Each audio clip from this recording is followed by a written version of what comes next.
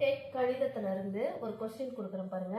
ஒரு நகரத்தில் உள்ள மொத்த மக்கள் தொகையில் 7/20 பங்கு பெண்கள், 1/4 பங்கு குழந்தைகள் எனில் மொத்த பங்கு தொகையில் ஆண்களின் பங்கு என்னன்னு கேட்டிருக்காங்க. நீங்க மொத்த மக்கள் தொகை அப்படிங்கறத காமனா நீங்க 1 அப்படின்னு கன்சிடர் பண்ணிக்கோங்க, சரியா? அடுத்தது என்ன கொடுத்திருக்காங்க? 7/20 பங்கு பெண்கள்னு கொடுத்திருக்காங்க. அப்ப பெண்கள் எவ்வளவு? 7/20. அடுத்தது குழந்தைகள் எவ்வளவுன்னு பாருங்க. 4/4 பங்கு குழந்தைகள், 4/4. இங்க பாத்தீங்கன்னா இங்கே டினாமினேட்டர்ல 20 இருக்கு, இங்க 4 இருக்கு. ஓகேவா?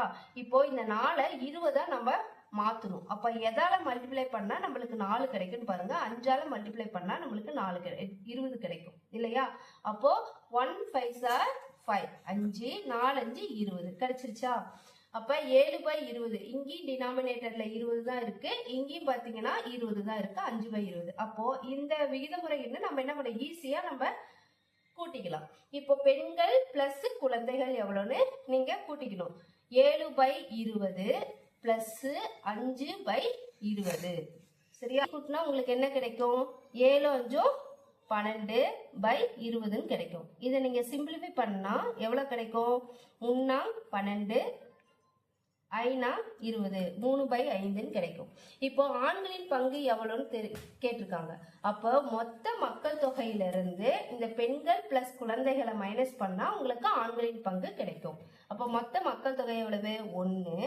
இந்த டைம் இருக்குல்லையே பெண்கள் பிளஸ் குழந்தைகள், இதை நீங்க மைனஸ் பண்ணுங்க. 3/5. இதை மைனஸ் பண்ணா எவ்வளவு கிடைக்குது? 5ல இதை கிராஸ் மல்டிப்ளிகேஷன் பண்ணுங்க.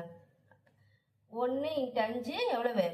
5 -3 / 5 கிடைக்குது. இதுல இருந்து நம்ம நீங்க இது பண்ணீங்கன்னா என்ன வருது? 2/5. இதுதான் உங்களுக்கு ஆன்சர் கிடைக்கும்.